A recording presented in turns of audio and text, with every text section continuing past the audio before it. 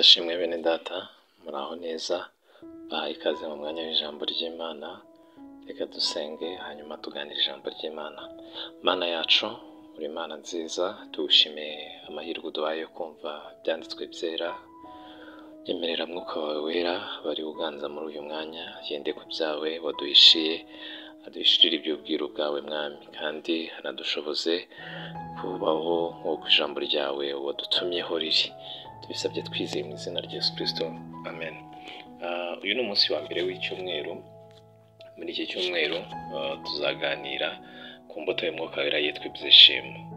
Uyu munsi rero n'ubundi turasoma mu rwandiko Pawulo yandikiye Abagalati ibice 5 umurongo wa 22, umurongo wa 22 hamwe havuga imbuto z'umwuka wera. Haranditse ngo ariko rero imbuto z'umwuka ni urukundo n'ibyishimo n'amahoro no kwihangana no kugira neza n'ingeso nziza no gukiranuka. Izi mbuto zindi z'umwuka wera ntabwo tuzivugaho, ahubwo turaza kwibanda kuri imbuto ya kabiri ariyo yitwa ibyishimo. Ahantu umwuka wera ari, aho yahawe ikaze byuzuye haboneka ibyishimo.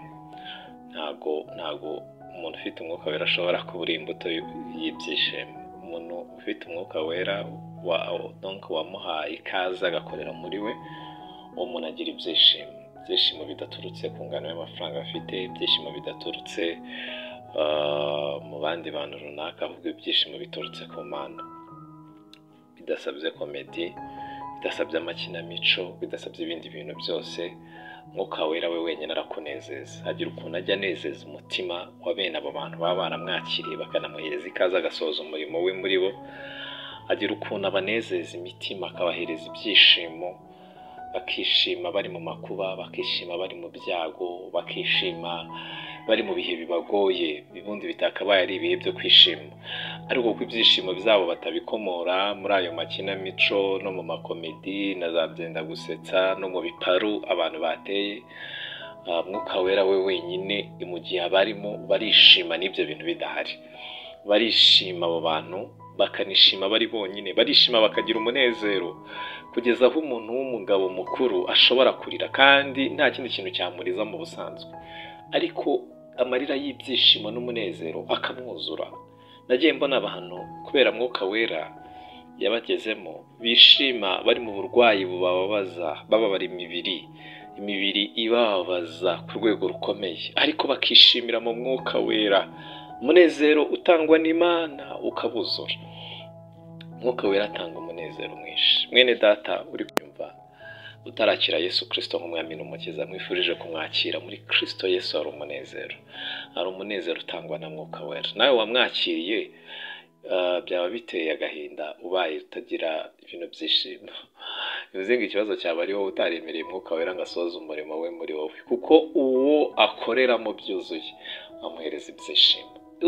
Niba nta byishimo ufite, hari ukuntu umwuka wera wamwimye kaze. Imana yacu tugirire neza, kuko abo ngabo bamufite anezeza imitima yabo, wa munezero ukarenga ugasesekara ukagera no hanze. Hari indirimbo bivuga ngo mpa amavuta Yesu mbone kwaka, bagera ku gitero cy'epfo akavuga ngo mu munezero Yesu ngushime, ngo mpa igikombe giseseka. Imana yacu tugirire neza. Imana itanga umunezero ukuzura umutima w'umuntu, ukanarenga ukagera inyuma, abantu bakazajya mubona bakamubonana umunezero, bakamubonana ibyishimo bidakomoka mu bindi bintu. Imana yacu tugirire neza.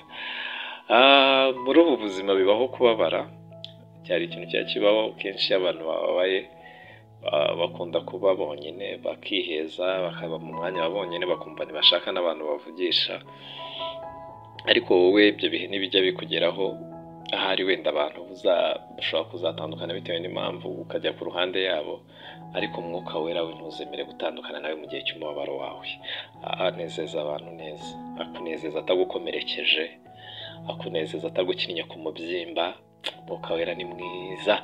Umubabaro wawe agira ukuntu amenya ibihe urimo, akagenda akurura gahoro gahoro, atagukomerekeje, atagukinnye ku mubyimba, atakweretse ko iby'umubabaro wawe bidafite ikintu bivuze. Araza mukaganira, akakuganiriza, akakunezeza, akagukuyakuya umutima wawe, ukagera aho gato kukuzura umunezero mwinshi, ugasesekara n'inyuma kandi wari uri mu mubabaro.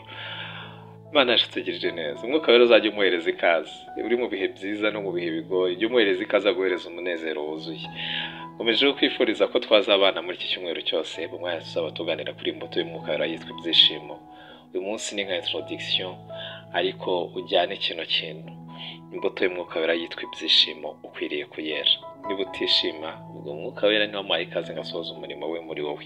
Muhereza ikaze we ubwe iyo ahari arimo arakora umunezero uraza. Kandi umunezero nuza ntuwupfukirane, ntuwime umwanya, ishime rwose, kuko ibyishimo ni imbuto y'umwuka wera. Ubwo wakiriye umwuka wera uturuka ku Mana ugomba kwishima rwose. Yesu Kristo aduhana umugisha.